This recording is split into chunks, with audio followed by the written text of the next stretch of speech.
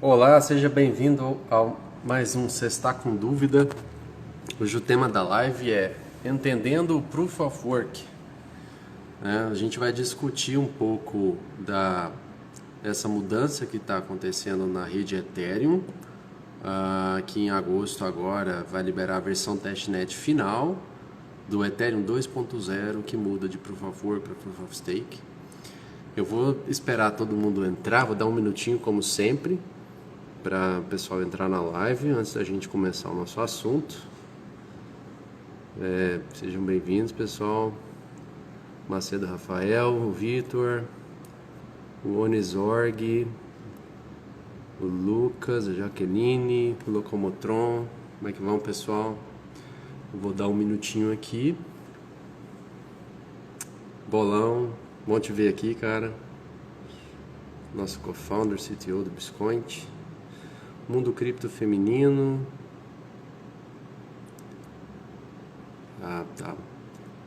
Então, para quem está entrando agora, nós vamos falar de Proof of Work. Eu vou fixar o tópico aqui. Deveria ter...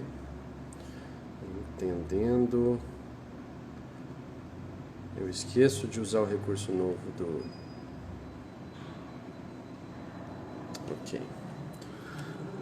Eu acho que já demos um minutinho aí. Vamos começar o nosso assunto. Então, hoje eu estou com um desafio grande aí, né? É um assunto mais difícil de explicar do que de entender. Eu quero tentar explicar para vocês o que é que o pessoal que está minerando Bitcoin de fato está fazendo. Que história é essa de minerar Bitcoin? Tem picareta? Estão resolvendo problema matemático complexo? Muita gente fala isso. Que problema matemático é esse? Será que ele é tão complexo? E eu vou tentar fazer vocês entenderem, né? Eu acho que quem é usuário de Bitcoin não precisa saber de nada disso. Você só precisa saber usar uma carteira, ler um QR Code, enviar e receber Bitcoins.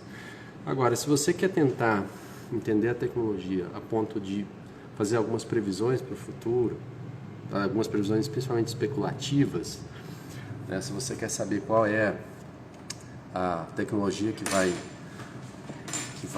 se valorizar mais no futuro, né? Se você quer, por exemplo, se posicionar e ter suas opiniões, talvez seja importante entender esse tema do Proof of Work versus Proof of Stake. Esse tema é muito extenso, então eu provavelmente vou separar em 2 ou 3 lives, né, para falar sobre esse movimento como um todo.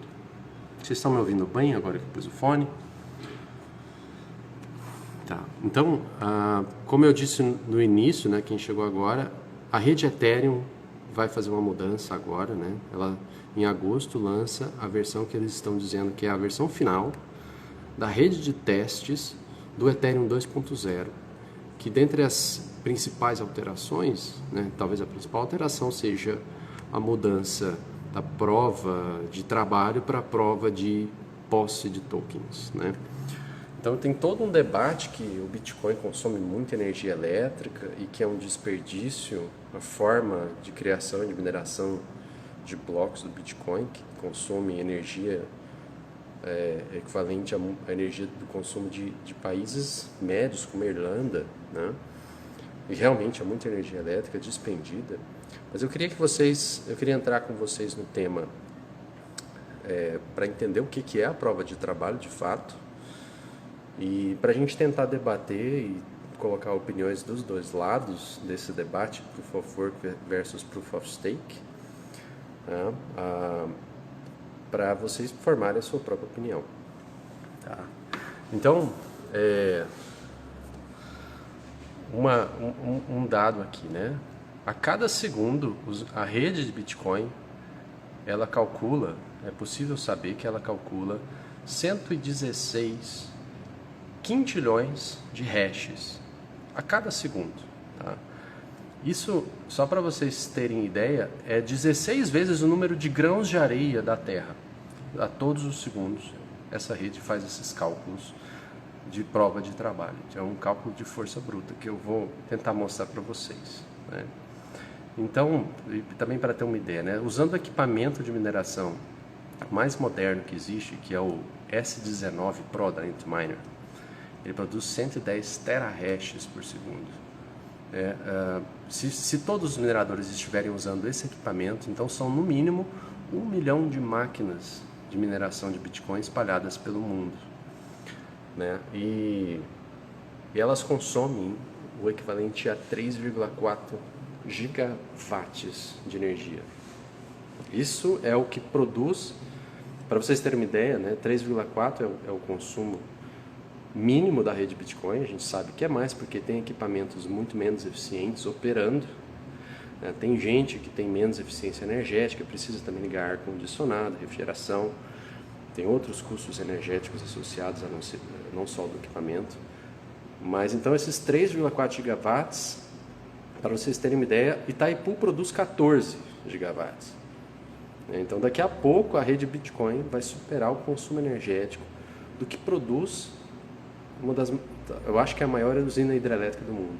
Itaipu abastece o Sudeste, Sul e o Paraguai, né, principalmente. Então estamos falando de muita energia elétrica. E o que é que motiva essas pessoas a adquirirem esses equipamentos, né, esses mais de 1 milhão de máquinas aí, e despenderem, né, gastarem energia elétrica, tirarem do bolso? E por que o Satoshi incorporou esse protocolo de prova de trabalho ao protocolo Bitcoin, né? O que é que eles tanto fazem? Então, como eu disse, assim, se você é só usuário da rede Bitcoin, você não precisa entender nada disso, assim como você não precisa entender os pormenores da internet para poder utilizá-lo, tá? Mas a gente quer aprofundar com vocês, né? Eu vou tentar trazer esse conceito da maneira mais clara possível, o que é a prova de trabalho. Então, acho que a primeira coisa para vocês se situarem é o que é a blockchain. Eu vou virar a câmera aqui, por isso que eu não pus ela no tripé também. Eu quero mostrar uma representação visual do que é o blockchain, tá? Então veja que o blockchain ele é uma sequência de blocos. Vou mostrar o que é um bloco, mas é uma sequência de blocos que começa lá do número 1 e vai incrementando um bloco após o outro. Vejam que o número está aumentando. O último bloco produzido foi o bloco número 640.607, né? É um bloco que tem 2.370 transações e foi minerado há 8 minutos atrás. E a rede Bitcoin ela produz um bloco a cada 10 minutos na média desde 3 de janeiro de 2009. Então veja aqui, ó, eu estou mostrando a lista dos blocos. Você vê que isso aqui, se eu for rolar, isso aqui rola até são 640 mil blocos mais minerados, né? Então, logicamente, eu não vou rolar isso tudo com vocês, mas é para vocês terem ideia de que é uma tripa linear incremental de blocos. E aqui, ó, nessa representação aqui estão os blocos que ainda não foram minerados. Isso é uma estimativa do que serão os próximos blocos baseados nas transações que estão esperando para ser incluídas na rede. Então, nesse momento, existem 54 mil transações e 800 que ainda não foram confirmadas, que as pessoas propagaram na rede. Elas estão distribuídas em toda a rede Bitcoin, esperando para que um minerador as inclua no próximo bloco, tá? E elas pagam para o minerador uma taxa, que a gente chama de taxa de mineração, que é um incentivo para que ele inclua a transação dele e não a de outra pessoa. Por quê? Porque o tamanho de cada bloco desse é limitado em 1 megabyte. Na prática, tem transações mais modernas que fazem uso da tecnologia SegWit, posso explicar isso numa live depois. Elas ocupam menos espaço efetivamente. Então, por isso vocês veem blocos com mais de 1 mega aqui, ó, 1.27, 1.2, 1.3. Porque parte dessas transações estão ocupando menos espaço porque a assinatura digital está sendo segregada fora do bloco, tá? Ela não conta foi uma forma que o pessoal achou de aumentar o tamanho efetivo do bloco sem ter que fazer um hard fork, que é um tema que eu sempre prometo para vocês discutir também. Então tá, visualizem então que existe assim uma fila de transações loucas para ser incluída, e a forma delas serem incluídas é um minerador achar um bloco válido. E aí o que é um bloco válido? Eu vou abrir o último bloco aqui para vocês verem o que é um bloco. Então todo bloco ele é composto de um cabeçalho, tá? Essa parte de cima aqui é o cabeçalho do bloco. Aqui é uma representação visual, logicamente. Ele é todo binário e tal.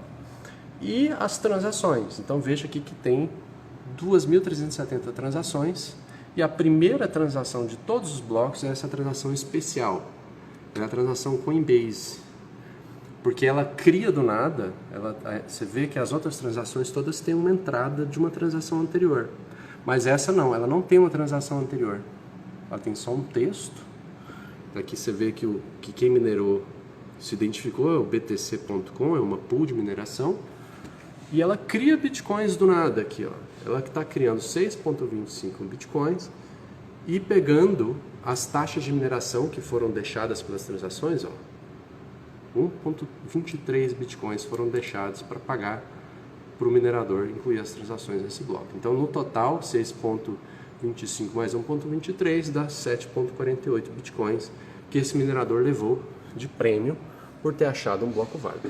Então, um bloco válido, ele tem um cabeçalho válido, todas as transações dele são válidas, né? A assinatura digital de cada transação é verificada e tudo mais, e todo mundo na rede faz a verificação por si só de cada um desses aspectos. E tem uma parte importante para um bloco ser válido, ele tem que apresentar uma prova de trabalho dentro dos parâmetros de dificuldade atuais da rede. Então a rede ela evolui a dificuldade conforme ela identifica que o poder computacional da rede aumentou, ela aumenta a dificuldade para que não sejam gerados blocos rápido demais. Porque se a dificuldade for fácil, daqui a pouco você está tendo blocos não a cada 10 minutos, mas a 9, a 8, a 5, a 1 minuto. E aí a blockchain cresce rápido demais. E o Bitcoin, ele embute no protocolo um mecanismo para controlar para que o ritmo de novos blocos seja sempre de 10 minutos. E aqui vocês vão ver, ó, o hash. Isso aqui é o produto da prova de trabalho. Eu vou explicar o que é um hash para vocês. Mas o que eu quero que vocês atentem é para o que é esse hash aqui, ó. Percebam que ele tem uma coisa peculiar nele. Ele começa com muitos zeros. 1, 2, 3, 4, 5, 6, 7. Eu não sei nem contar quantos zeros aqui tem, tá? Mas o fato é que esse hash ele é extremamente raro de se encontrar. E a única forma de encontrá-lo é procurando por força bruta, fazendo essa, portanto, prova de trabalho, até que você encontre um bloco que tem um hash válido.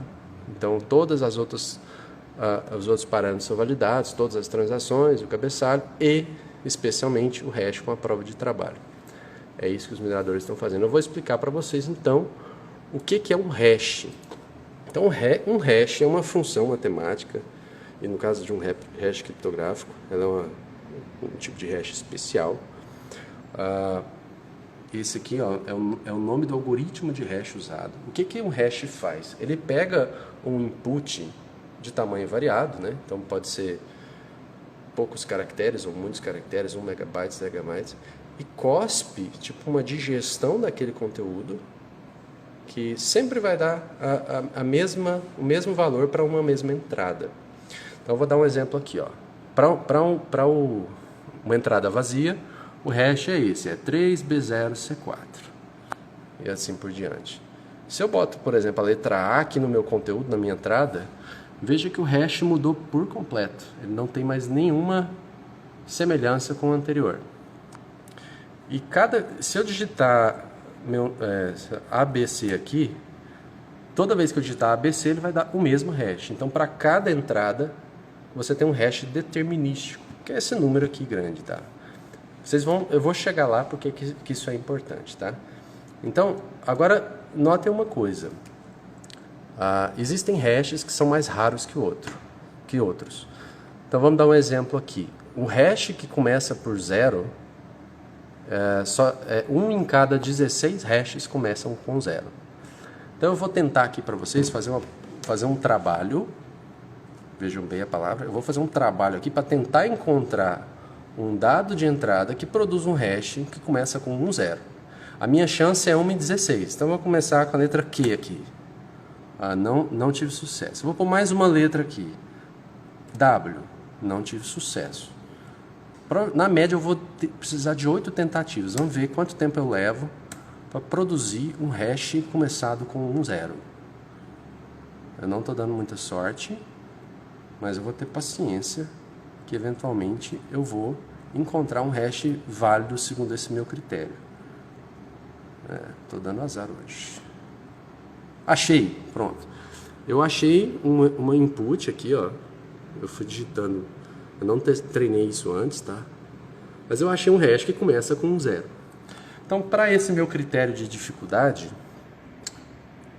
Isso, câmera. Para esse meu critério de dificuldade de ter 1, 0, eu tive que ter um trabalho aqui de ficar testando entradas diferentes até encontrar um hash com 1, 0. Eu tive trabalho para isso, certo? E o que é interessante eu fazer? Se eu apresento para você uma string de entrada aqui, ó, um texto de entrada, e te apresento esse hash, se você pegar, acessar esse mesmo site que eu aqui, eu vou colocar esse link na descrição, tá? andersbrownworth.com. Quem puder acompanhar no computador, eu recomendo bastante para a didática da coisa. Quem pegar essa string e digitar aqui, você vai chegar exatamente no mesmo hash que eu. Então você consegue verificar que eu estou apresentando um hash válido para essa entrada. E outra coisa que você consegue saber, quando eu te apresento isso, é que eu tive um trabalho de, na média, 8 tentativas para conseguir achar esse hash. Na prática, eu gastei bem mais do que 8 letras ali. Eu tive que tentar mais de 8 entradas diferentes. Eu tive um pouco de azar. Mas você sabe que, na média, eu precisei trabalhar com 8 entradas diferentes. Então, eu estou apresentando para você, quando eu te dou esse hash começado por 1, 0, uma prova de que eu fiz um trabalho. Então, vamos lá pensar agora no contexto da blockchain. Aqui está uma representação bem simplificada de um bloco. O bloco número 1, e ele tem uma transação aqui, que tira um Bitcoin do João e bota um Bitcoin para Maria. Não se preocupem aqui com esse... O que importa é que o hash pega uma tripa de bits na entrada e cospe uma tripa de bits de tamanho fixo na saída, tá? Então eu botei qualquer representação assim. Não é assim exatamente que é a blockchain do Bitcoin, tá? Não tem João, não tem identificação, é bem diferente disso. Mas para o efeito de entender o que é o hash, isso aqui funciona. Então o que o minerador faz? Ele monta primeiro o bloco dele, monta aqui as transações que ele quer incluir, ele escolhe aquelas transações que estão pagando a maior quantidade de satoshis por byte que aquela transação vai ocupar, né? Porque ele tem um espaço limitado, ele vai pegar as transações que vão dar mais dinheiro para ele no fim, para ocupar aquele espaço limitado que ele tem num bloco válido, né? E aí, o que ele fica fazendo? Tem um campo especial no cabeçalho do bloco que ele fica variando. E aqui nessa simulação, vamos dizer que eu quero produzir um bloco que comece com 1, 0 só. Vou tentar aqui, vamos ver se eu dou sorte. 5, com 5. Produzir um bloco válido. Note que eu tive 5 tentativas. Mas quando eu apresento esse bloco com esse hash para você, você mesmo verifica que o hash está correto e eu estou provando para você que eu fiz na média 8 tentativas. Na prática eu tive sorte dessa vez, fiz só 5 e acabei achando um hash com aquela raridade. Mas olha só, o que ele simula aqui, ele vai botar o computador para trabalhar para vocês até ele variar esse número aqui, quando eu apertar esse botão, até ele achar um hash que tem 4 zeros. Um hash que tem 4 zeros, eu fiz a conta aqui, ó, ele é 1 em cada 65 mil hashes. Então o computador vai ter que trabalhar, logicamente eu não vou fazer na mão aqui para vocês, vou clicar nesse botão, ele vai fazer a variação daquele número lá, até ele achar um número que faz esse hash começar com 4 zeros. Ó, meu computador trabalhou. Eu sei que esse meu computador gastou na média, provavelmente ele gastou metade disso aqui. Ele gastou, sei lá, 32 mil, 33 mil tentativas até achar um número. Olha, ele gastou mais, na verdade. Ele teve que fazer 96 mil. Ele deu um pouco de azar, porque é 1 em cada 65 mil. Ele demorou 96 mil números para achar. Mas eu sei que meu computador teve trabalho quando ele me apresenta uma entrada e um hash que começa com 4 zeros. Eu sei que deu trabalho para ele. Agora vamos voltar lá do minerador para vocês verem. Olha quantos zeros. Eu peguei um dos últimos blocos aqui, já deixei aberto para vocês. Olha quantos zeros tem. Isso aqui, ó, cada zero desse é 16 vezes 16 vezes 16 vezes 16 vezes 16 e assim por diante. Então, cada bloco desse, ele tem a raridade de 1 em cada... Eu não tenho essa conta aqui, mas é alguma coisa sextilhões. Eu não sei dizer quanto que é esse número para vocês. Né? Então, mas é mais do que 100 vezes o número de grãos de areia da Terra. Então pensa que você tem 100 planetas e aí você tem que achar, procurando de um por um grão específico em cada um desses 100 planetas. Né? É isso que os mineradores fazem a cada 10 minutos. Eles acham um hash raríssimo. Isso consome uma quantidade de energia gigantesca. Tá? E aqui está uma representação lá naquele site da blockchain. Então vocês vejam que eles têm aqui alguns blocos, o bloco número 1, seguido do bloco número 2. Todos estão verdes, significa que essas entradas aqui estão produzindo um hash válido lá, que tem 4. Essa dificuldade aqui na simulação, logicamente, é muito menor. 4 zeros é muito mais fácil de encontrar do que com aquela quantidade lá que a rede está atualmente. Então veja que esse último bloco aqui, ele não está minerado. Ou seja, ele não está válido. Eu alterei o conteúdo dele, botei esse João Maria aqui. Eu vou minerar esse último bloco aqui, ele vai achar um número que faz esse bloco ficar válido, olha lá, que faz o hash atender o meu critério de dificuldade. Então agora eu tenho uma blockchain válida. O que é bonito aqui, ó? Se qualquer pessoa tentar alterar um bloco anterior, né? Eu vou vir aqui nesse bloco aqui, anterior, e botar um ponto aqui, ó. Qualquer alteração já faz o hash mudar completamente. Agora esse hash não atende mais o critério de dificuldade. E por conseguinte, o próximo hash também está inválido. Porque tem uma coisa inteligente aqui, ó. O hash do bloco prévio entra no próximo bloco. Cada bloco inclui no cabeçalho o hash do bloco anterior. Então, como eu mudei o hash do bloco anterior para 4C1F, agora no meu novo bloco o hash está 4C1F também e quebrou o hash também desse bloco, por consequência. Tá, e vou voltar aqui para mim para falar um pouco com vocês sobre por que a prova de trabalho é uma sacada genial para resolver o problema que o Bitcoin se propõe a resolver. O que existe de interessante aqui? A prova de trabalho, ela é uma forma de um software, sem precisar receber nenhuma informação do mundo externo, só com base em verdades matemáticas conhecidas, ele saber que alguém despendeu um recurso, certo?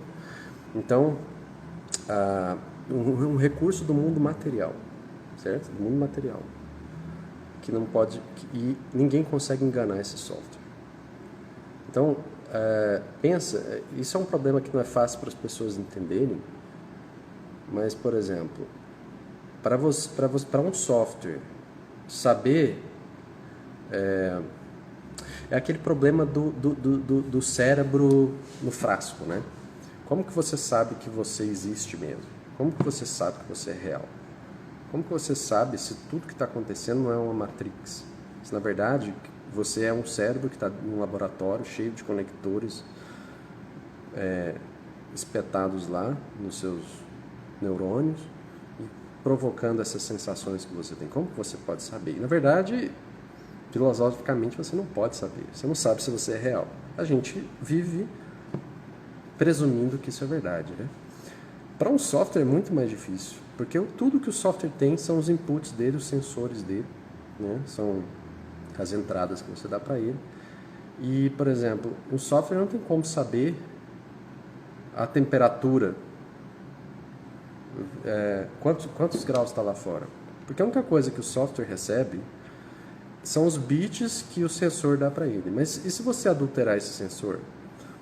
Ele vai dar os bits lá para o software não tem como distinguir que ao invés de 25 graus, tá 15 lá fora. O software acredita no que o sensor dá para ele, nos bits que chegam para ele.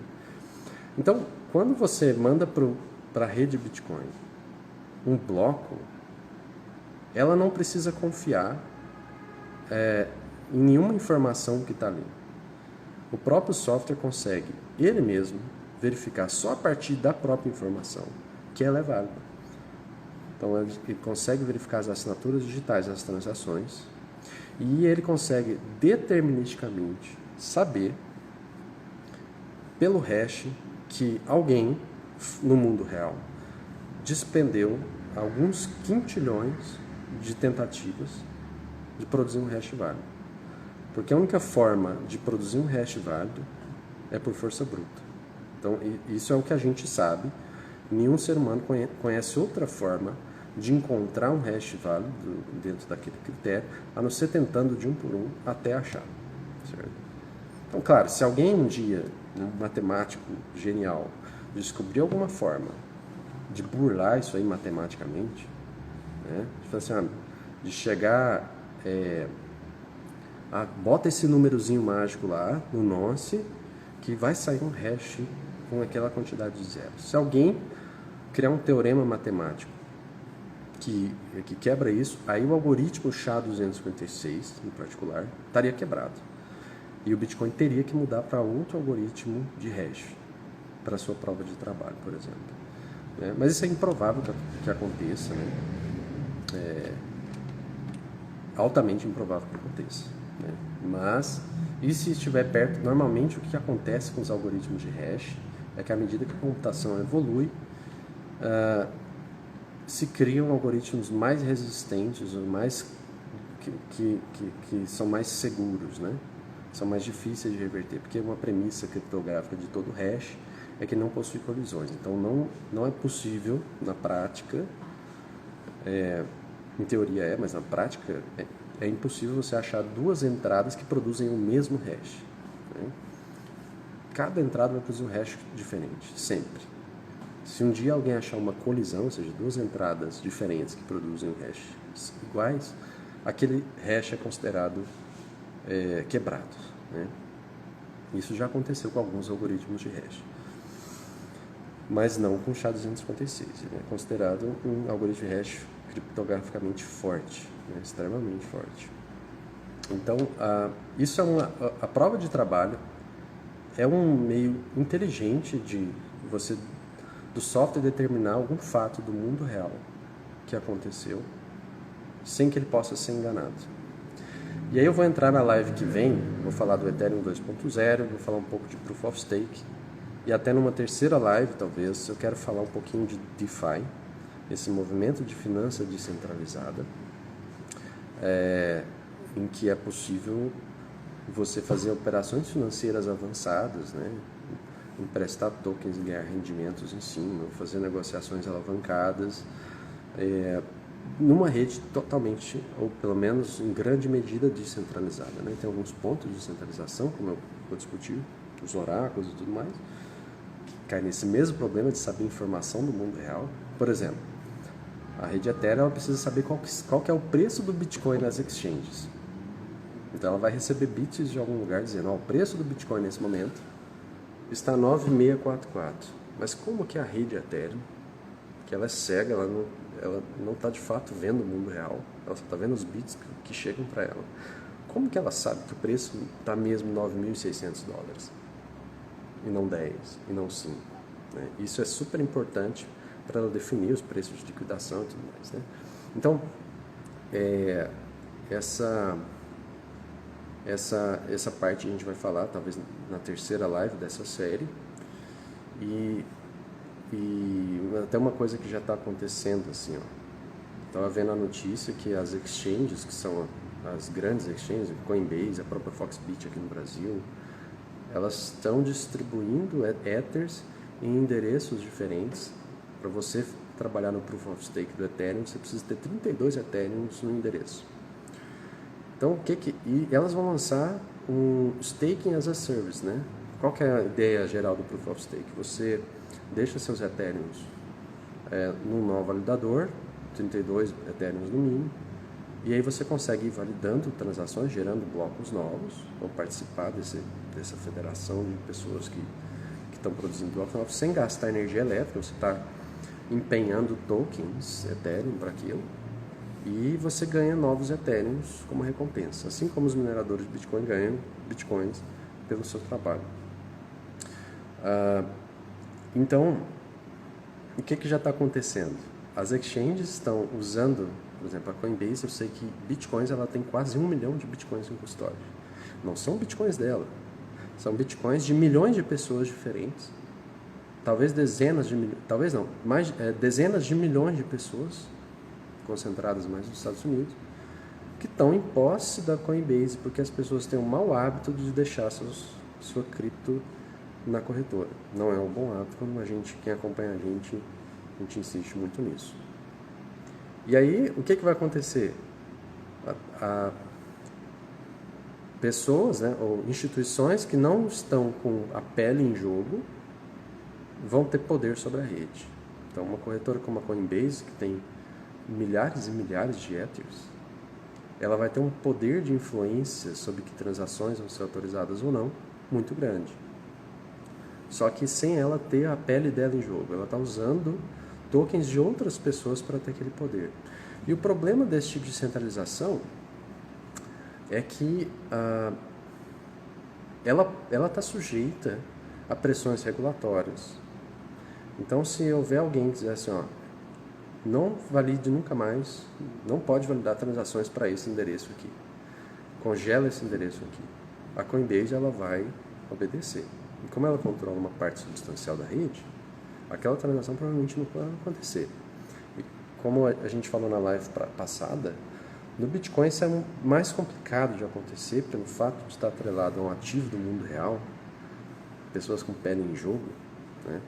É bem mais difícil alguém impedir uma transação Bitcoin de ser autorizada, de ser incluída num bloco. Então, mas eu vou discutir isso nas próximas lives, fica a cena para o próximo capítulo aí. Agora eu vou abrir para as dúvidas de vocês, né? A gente já foi 40 minutos aqui quase, né? Eu quero... Bom, estou falando axioma aqui. Eu quero responder as dúvidas de vocês. Raniele, que bela aula. Obrigado, Raniele.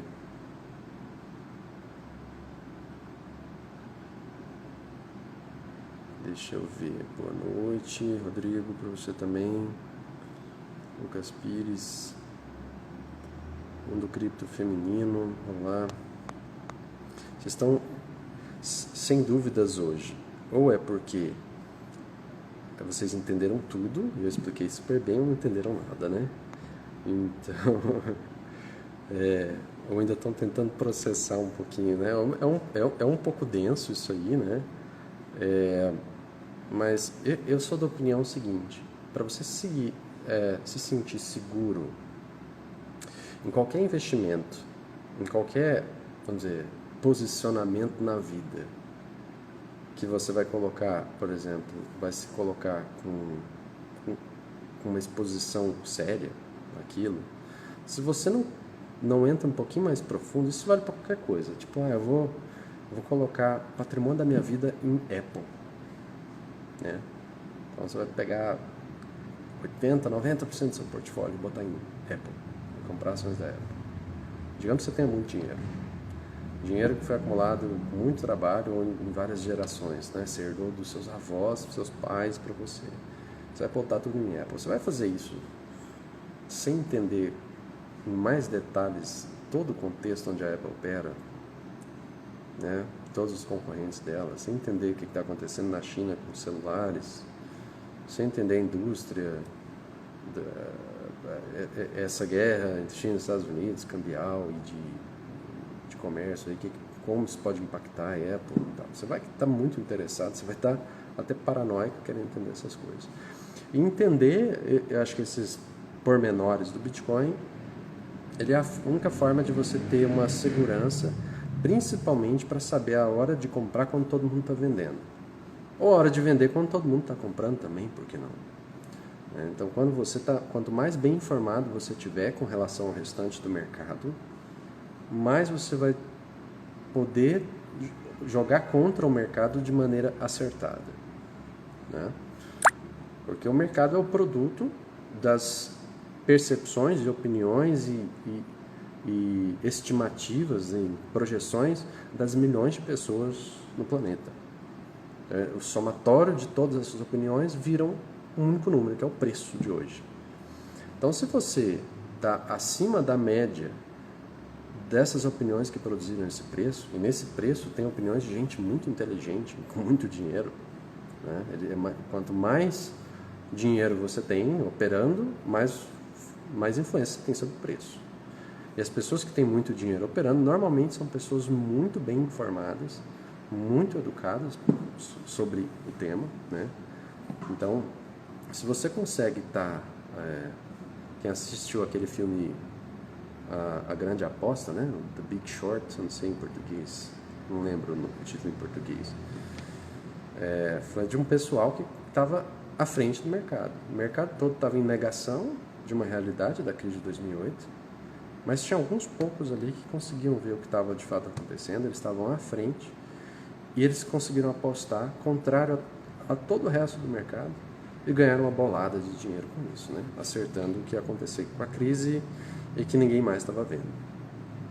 Então, é por isso que eu acho importante que vocês entendam talvez um pouco dos pormenores e dessas discussões para vocês poderem tomar as suas próprias decisões de como se posicionar, de como vai ser a sua exposição a esses ativos aí. Tá? Deixa eu ver aqui. Boa noite, pode falar um pouco mais sobre Cold Wallet? Vitor, uma Cold Wallet, por definição, é uma carteira. Eu vou colocar agora no tripé para ficar melhor para vocês, tá? Uma Cold Wallet é uma carteira que está num dispositivo sem acesso à internet em nenhum momento, tá? Então, por que isso é importante? Porque um dispositivo que tem acesso à internet, a internet tem acesso ao dispositivo. Então significa que se o seu dispositivo tiver uma vulnerabilidade, né, seja no software dele, no sistema operacional ou em algum software instalado, ou alguém tiver usado a sua ingenuidade, isso é muito comum, são golpes de engenharia social e todo mundo está sujeito. Eu já caí num golpe de engenharia social tão bobo. Me clonaram meu WhatsApp no golpe da OLX, né? Fiquem atentos para isso. Eu caí nessa, estava totalmente desatento. Então, se alguém compromete o seu dispositivo, ele pode, com isso, ter acesso à sua chave secreta do Bitcoin. E você não quer isso. Porque quem tem acesso à sua chave secreta do Bitcoin, a sua seed, a sua chave privada, tem acesso aos seus Bitcoins, a movimentar os seus Bitcoins, a tirar eles dali e botar em outra carteira. Então, o que se recomenda nesse caso, né? Se você quer... e a Cold Wallet também, ela tem esse nome porque é uma carteira que você não vai mexer nela. Você vai deixar ela quieta, você vai deixar ela desplugada do mundo e quietinha, fria, gelada, né? Então, hibernando lá. Então, se você... Os bitcoins que você vai usar com mais frequência, normalmente, porque existe uma confusão terminológica aí, né? Tem gente que se refere a Cold Wallet para as hardware wallets. Tem gente que diz que, no contexto mais de corretoras, Cold Wallet significa mais assim, aquela carteira que você manda os bitcoins, você mexe nela uma vez a cada 3 meses. Talvez normalmente você só manda mais bitcoins para ela. E raramente você saca bitcoins dela. E para sacar bitcoins dela, toda uma cerimônia, todo um protocolo envolvendo várias partes diferentes, é difícil e tal, envolve um monte de restrições de segurança. Num contexto de corretora, Cold Wallet significa mais isso. No contexto de uma pessoa normal, a Cold Wallet costuma ser o uso daquelas hardware wallets, né? E eu vou falar o que é a vantagem de uma hardware wallet. É que a sua chave secreta, ela fica num dispositivo que nunca tem contato com a internet. Mesmo que a sua hardware wallet tenha contato com outro dispositivo que, por sua vez, tem contato com a internet. Tem uma diferença muito grande aí. Então, vamos supor que você tem uma hardware wallet. Vou mostrar um aqui para vocês. Cadê minha hardware wallet? Aqui. Essa hardware wallet aqui, isso aqui é uma hardware wallet, tá? É uma Ledger. E a gente pluga ela no computador. Mas se meu computador estiver cheio de vírus, né, se alguém ganhou acesso a ele, controle total, a única coisa que essa hardware wallet manda para o computador é uma transação já assinada. Mas ela nunca manda a chave privada, o segredo. A senha nunca vai. Então, como eu disse numa live anterior, você pode procurar... eu estou esquecendo o título da live. Mas eu faço uma analogia da assinatura digital com o carimbo. Então pensa que a assinatura, o carimbo é a parte que você quer esconder. Mas a estampa que o carimbo faz é o que você vai propagar para a rede. Então, essa hardware wallet aqui, ela carimba a transação aqui dentro e ela manda a transação já carimbada para o computador. Mas o computador nunca vê o carimbo.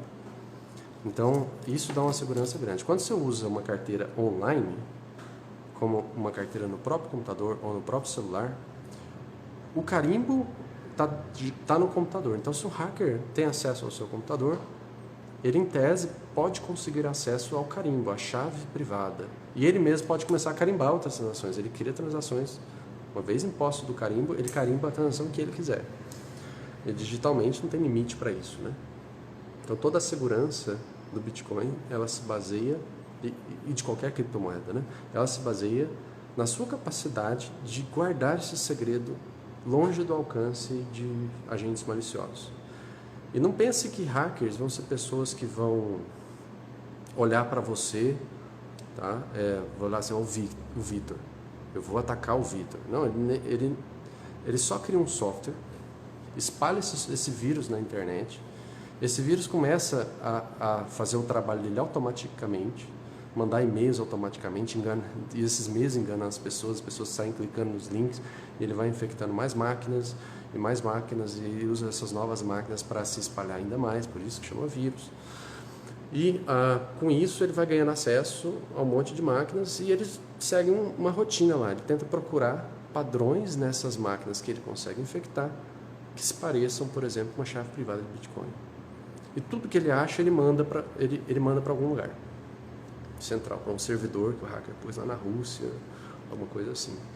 Então, não é como se alguém tivesse que saber que você existe ou que você tem Bitcoins. Basta que um dia alguém use a sua máquina, dê uma bobeira, baixe um arquivo errado lá, um anexo, tipo gatinho pulando, assustando com um pepino. Tem esses vídeos de gato da internet. A pessoa clica para ver o vídeo do gato e era um vírus, e aquele vírus, no momento que você abriu ele começa a fazer o trabalho dele. Ele começa a varrer a sua máquina em busca de chaves privadas. E se sua carteira estava no computador, ele provavelmente vai achar, e achando ele rouba seus bitcoins.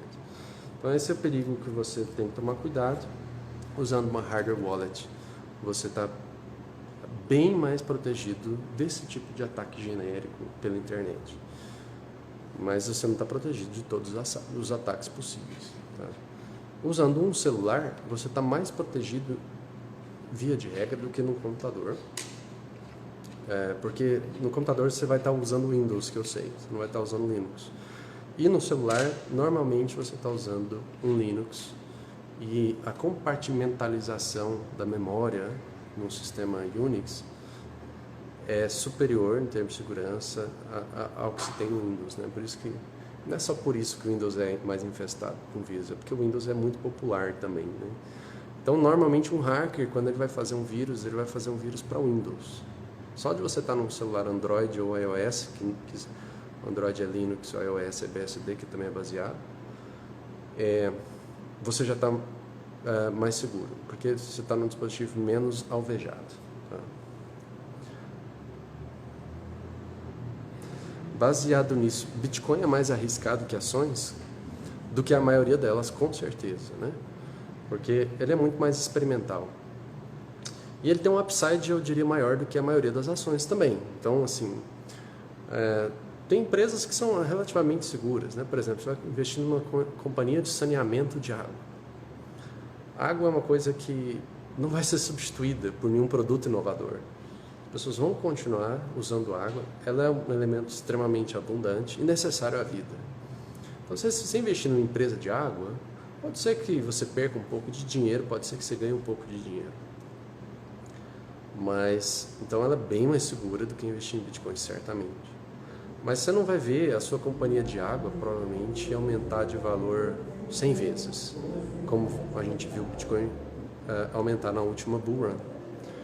Então, porque não vai aumentar a demanda por água 100 vezes, provavelmente, né? Então, o mercado acionário, ele é muito mais heterogêneo, você tem todo tipo de empresa, todo tipo de ação. Tem ações que eu diria que são mais perigosas do que o Bitcoin, ou mais arriscadas, né? Mas, em via de regra, as ações são mais seguras que o Bitcoin, menos voláteis até. Não ultimamente, se vocês olharem os últimos 80, 90 dias aí, o Bitcoin está na sua volatilidade mínima histórica. Acho que isso tinha acontecido uma vez antes, nesse grau, nesse patamar mínimo de volatilidade que a gente está agora. Isso não é comum, não sei se é um novo normal do Bitcoin, acho que não é, mas é só uma opinião de quem não sabe o futuro, que é o caso de todos nós, né? Então, não interprete isso como qualquer recomendação de investimento. Eu acho que isso, o que está vindo por aí é um grande movimento, para cima ou para baixo, né? Mas vamos ver, só tem... A única coisa que a gente pode fazer é esperar. O Renato está dizendo, é verdade, estou querendo começar a investir em Bitcoin, mas não entendo nada. Eu lembro assim que eu demorei um ano, desde a minha primeira compra, eu comprei R$50 na época, só porque alguém tinha falado, eu comprei, esqueci lá na corretora. R$50. Eu demorei tipo um ano ou um pouco mais que isso para ganhar um mínimo de confiança para tirar, sei lá, mais do que R$1.000 e comprar de Bitcoin. Porque investir no que a gente não entende, né? Pegar o nosso dinheiro suado, um pouquinho, né? E botar num negócio só porque alguém falou que é legal, não é uma coisa que pessoas prudentes fazem. Então, entender sobre o Bitcoin é o investimento mais importante que você pode fazer em Bitcoin, porque é dele que você vai decidir se você vai, como você vai se posicionar. Pode ser zero, né? Você pode, do seu estudo, chegar numa conclusão muito diferente da minha, que por vários motivos o Bitcoin não tem futuro. E você pode estar certo e eu errado, tá? Mas não tem jeito, não existe uma autoridade no mundo que vai te dizer o que é o investimento certo a fazer. O único caminho, nesse caso, é você descobrir por si mesmo, decidir por si mesmo se uma exposição ao Bitcoin faz sentido ou não, né? Você vai ouvir opiniões, as mais diversas. A minha opinião é que a exposição ao Bitcoin faz sentido, mas você só vai acreditar nisso se você fizer o seu próprio dever de casa e entender o que essa tecnologia representa, né? A grande aposta, isso mesmo, Rodrigo, é o nome do filme, né? Criptomoedas salvando El Salvador. Eu não estou bem informado dessa notícia, Mitch. Você pode compartilhar com a gente um link para dar uma lidinha depois, o pessoal está na live. Como faço para ter uma wallet? Se você quer ter uma hardware, se você quer ter uma wallet para quantias pequenas, eu recomendo você instalar no celular. No Android você instala a Samurai Wallet ou a Green Wallet. São duas carteiras de código aberto, amplamente escrutinizadas pela comunidade. Então, quando você instala uma carteira, você está confiando que quem fez aquele software não colocou nada malicioso ali. Então, não instale em qualquer carteira sem uma recomendação de pessoas competentes tecnicamente, tá? Não estou dizendo que eu sou a pessoa competente tecnicamente, mas eu me baseei nas recomendações de pessoas muito competentes tecnicamente para, por exemplo, dar esses nomes de carteira para vocês, né? E eu posso estar errado também, E essas pessoas podem estar erradas, essas que me recomendaram. Então, sempre existe risco, né? Mas eu diria que são longe de qualquer dúvida razoável essas carteiras. E para iOS, a recomendação é a Blue Wallet. Se você colocar na App Store lá, Blue Wallet. Agora, se você quiser uma hardware wallet para quantias que para você sejam bem significativas, né? Você chorar, se você perder aquele dinheiro e chorar, né? Então você deve comprar uma hardware wallet. Esse é o diagrama de decisão aí. Agora, se o dinheiro, se não ia cair lágrima, talvez você não precise de uma hardware wallet. Se é um dinheiro que você perde, só fica um pouco triste, ok, dá para guardar no celular mesmo. Quando se envia Bitcoin para a Cold Wallet, ela precisa estar conectada o tempo todo? Ouvi que o processo demora um tempo para fazer essa transferência. Não, Renata, esse aqui é um negócio bonito. Depois que você gerou a sua carteira Cold, o que você obtém da sua carteira Cold, quer você tenha escolhido uma hardware wallet ou até um método bem mais sofisticado, né? Tem jeitos de proteger esse segredo que são extremamente paranoicos e sofisticados. Quem quiser dar uma olhada numa dessas formas, né, de proteger uma chave privada, dá uma lida sobre, pesquisa no Google, Glacier Protocol. É um protocolo que você segue, um ritual para gerar uma chave privada de maneira segura. Envolve você comprar 2 computadores que você depois vai destruir. Você tem que comprar um ventilador para fazer um ruído perfeito, para que ninguém faça um ataque de side channel para ouvir o que você está teclando na tecla. E aí você usa... É bem paranoico, né? Eu dei uma olhada, achei... Assim, cara, quem precisa desse nível de segurança provavelmente está guardando uma quantia muito grande de bitcoins. Mas não existe limite para quão seguro você pode querer estar. Independente do método que você escolhe, a saída dessa cold wallet é um endereço Bitcoin. Então a sua cold wallet pode estar enterrada num bunker da Segunda Guerra, dentro de um cofre, desconectada da energia e tudo mais, certo? Com 2 guardas armados na porta. Você sabe o endereço de depósito. Esse endereço você pode deixar ele público, se você quiser. Não tem nada que possa comprometer a segurança dos seus bitcoins, só a privacidade. Então, depois, com esse endereço, você pode mandar bitcoins para ele sempre que você quiser. Você manda um pouquinho agora, no mês que vem você compra um pouquinho mais de bitcoin, manda para a sua cold wallet, sem precisar acessá-la. Ela pode estar guardada lá no bunker. Porque o envio de bitcoins para um endereço, ele é assíncrono, né? Diferente da rede Lightning, que quem está recebendo os satoshis na rede Lightning precisa estar online para receber, no Bitcoin não. Eu posso, inclusive, morrer. Eu tenho um endereço que eu deixei público num site que chama... Nossa, eu estou ruim de memória hoje. Mas se você procurar Jonas Carrijo Bitcoin, provavelmente você vai achar um endereço meu lá que começa um ceso. Se eu morrer hoje e todos os meus computadores estiverem desligados, você consegue mandar doações para mim. Elas provavelmente vão ficar perdidas, porque naquele endereço lá... eu acho que eu nem sei se eu tenho mais a chave privada dele. Ninguém nunca me doou nada. Se eu perder essa wallet física, o que eu faço? O que você tem que fazer é fazer o backup da sua wallet para você estar seguro.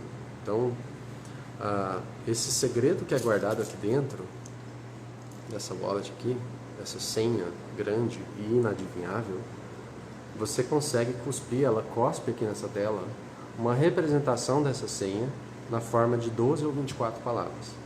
Essas palavras você vai anotar num lugar seguro, sem ser na vista de ninguém, longe de câmeras, a câmera do seu celular, porque você não sabe, você não tem certeza se o celular está hackeado. Então, nessa hora, paga sem ser paranoico, tá? Não tenha vergonha não, porque, sei lá, o Snowden mesmo, pega uma coberta, cobre em cima de você, aí você lá de dentro da coberta anota a sua seed, bota seu celular dentro do micro-ondas, pode ser paranoico, sabe por quê? Você vai gastar alguns minutos a mais sendo paranoico, mas aí depois você vai dormir tranquilo, se um dia esse Bitcoin se valorizar, né? Se amanhã estiver valendo 100 vezes mais, você sabe que quando você fez o backup da sua seed, você fez aquilo em segurança, então você não tem que ficar se preocupando. Então, você anota essas palavras, e essas palavras permitem que você restaure a sua carteira em qualquer outro dispositivo. Então, o seu caiu na privada, o cachorro comeu, você liga para o seu fornecedor, compra uma nova, e você pega a sua seed, desenterra ela do bunker, e faz o processo de restauração. Toda a carteira te descreve como fazer a restauração de uma seed, né? Então, aí os seus bitcoins vão estar acessíveis nessa nova carteira como se ela fosse antiga. Você não vai ver diferença nenhuma. Todas as suas transações vão estar lá, né? E todos os bitcoins que você tinha vão estar lá naquela carteira. Enquanto você tiver aquelas 24 palavras seguras, você está com seus bitcoins seguros.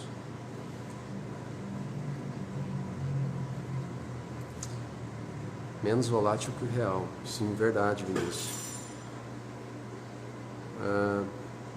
E Paper Wallet. Paper Wallet é outro jeito de você armazenar um segredo, né? Você armazena uma chave privada na forma de um QR Code que você dobra e ele fica sem poder ser visto, a não ser que a pessoa rasgue papel, né? Você cola aquilo lá e tal. Então você sabe que a sua Paper Wallet não foi acessada, e ela tem um outro QR Code que é a parte pública, que é o endereço para você depositar novos bitcoins. Então, quando você cria uma Paper Wallet, o problema da Paper Wallet é como é que você cria ela de uma forma realmente segura. Porque normalmente você vai no seu computador e aí você vai acessar o site que gera a Paper Wallet para você. Você vai gerar um arquivo lá, PDF, mandar para a impressora. Bom, só aí você pode até desconectar o cabo da internet, mas você não tem como ter certeza de que o seu dispositivo, o seu computador não está gravando tudo que você fez, não está gravando tudo que foi para o spool de impressão, né? Então, quando você manda para uma impressora, por exemplo, os outros aplicativos têm acesso àquela informação que está indo para a impressora. Inclusive aplicativos maliciosos, se houver. Então, não dá, é difícil ter segurança com Paper Wallet, a segurança que eu gosto de ter, ou a segurança que um dispositivo desse te dá. Porque esse dispositivo ele gera a chave aqui dentro e ela nunca sai daqui. Ele mostra ela na tela para você fazer o backup, caso você perca o dispositivo, mas ela nunca entra em contato com o dispositivo que porventura já esteve ou estará de novo online no futuro. Mesmo que você despligue o cabo, você não está tão seguro. Mas é uma forma sim de Paper Wallet. Existe o risco dessa wallet queimar? Sim. Tipo, um inimigo de backups, né? Porque se essa wallet queimar, você tem o backup. Mas e se o seu backup também pegar fogo? Vamos dizer que é um incêndio na sua casa que queima tanto a sua carteira hardware quanto o backup dela que você tinha anotado num papel. Né? Se você está preocupado com isso, eu recomendo que você compre um produto que chama... o primeiro deles chamava-se CryptoSteel, que é criptoaço, né? Steel, com EL. E a ideia dele é que você vai colocando, ele é todo feito de titânio ou de aço militar lá e tal, não sei o que não enferruja de jeito nenhum.